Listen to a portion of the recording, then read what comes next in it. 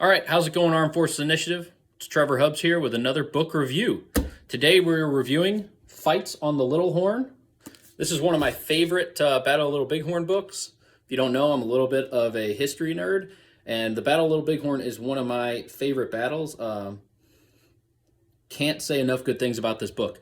I will start with the bad things, though. It is written like an after-action review. So it has a ton of primary sources, a lot of quotes, a lot of stories from people who were there or who served with Custer at the time. That said, it's really tough to read just because it's a ton of detail. It's very organized in the way they lay it out. It's not written like a story, if that makes sense. It is written like an after-action review. So you're going to go through it. You're going to read all these things, and not prejudging anyone, but if you pay attention to kind of modern history, we like to think of General Custer as a bit of a screw-up and the Battle of Little Bighorn as this huge folly. After reading this book, you're going to question some of those thoughts. I really enjoyed the book. I like the way they broke down decision-making, past record of decisions, everything that led up to the decisions made on the day of the battle, which if you follow the history of all these, I don't want to call them characters because they're real people, but all these people involved, it's hard to say that some of the better officers that I've ever served with would have made a different decision. For example, did you know Custer had his brother-in-law, one of his brothers, and his nephew with him at the Battle of Little Bighorn? I don't care how terrible of an officer you are, you do not bring that amount of family members.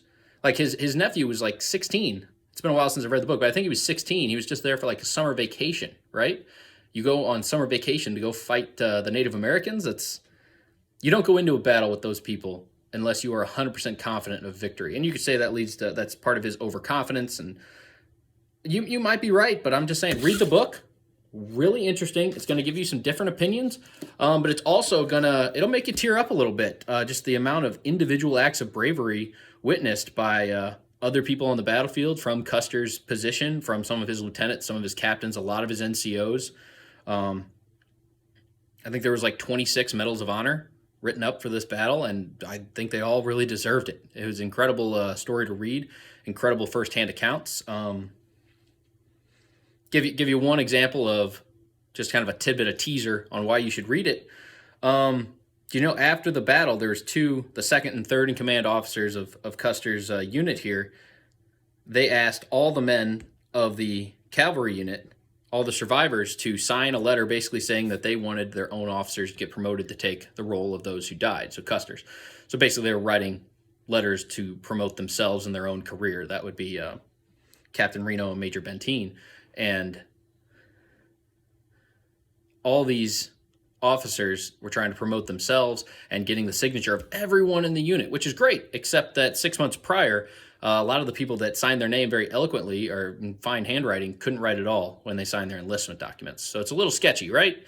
You get a bunch of people that can't write to write these nice letters saying you should be promoted even though you just lost a huge battle. I also like it that it doesn't whitewash Custer. Like it says his flaws, which we all have flaws, especially officers, but it expertly highlights the flaws of two of his junior officers who I think you can really lay the blame at. I mean, obviously, commander, you're in charge of everything that happens or everything that fails to happen, but I'm saying these two junior officers do their job, they may go a lot differently. Anyway, it's a great book. I think you should all give it a read. Fights on the Little Horn. It's a good one.